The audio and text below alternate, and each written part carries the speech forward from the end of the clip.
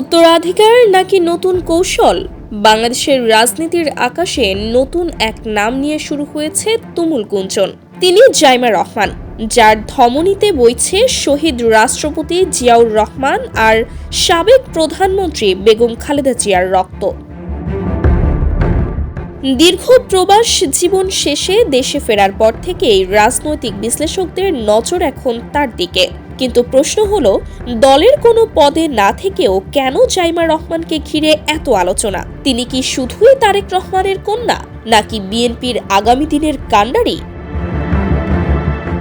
বিএনপির ভেতরে ও বাইরে একটি কথা এখন চাউর, জাইমা রহমানকে কি তবে আগামীর জন্য প্রস্তুত করা হচ্ছে? দলটির নীতি নির্ধারকদের দীর্ঘমেয়াদী পরিকল্পনার অংশ হিসেবেই তাকে সামনে আনা হচ্ছে বলে ধারণা অনেকের।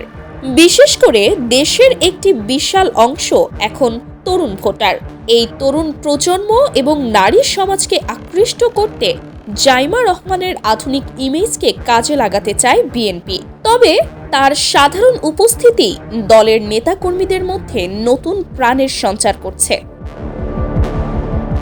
রাজনীতির অন্দরমহলে আরও একটি সমীকরণ নিয়ে চলছে চুলচেরা বিশ্লেষণ। বলা হচ্ছে, নির্বাচনী মাঠে জামায়াতে ইসলামীর মতো রক্ষণশীল শক্তি যখন বড় ফ্যাক্টর, তখন তার বিপরীতে বিএনপির প্রগতিশীল ও নারী বান্ধব ভাবমূর্তি তুলে ধরার মোক্ষম অস্ত্র হতে পারেন জাইমা।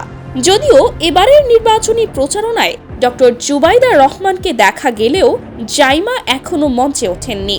তবে কি বিএনপি তাদের এই মাস্টার কার্ড তুলে রাখছে শেষ সময়ের চমক হিসেবে?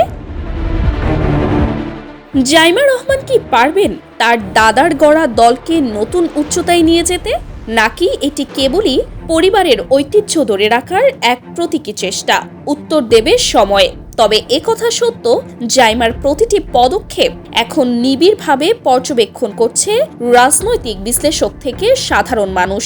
তিনি কি কেবলই উত্তরাধিকার, নাকি আগামীর ত্রাতা?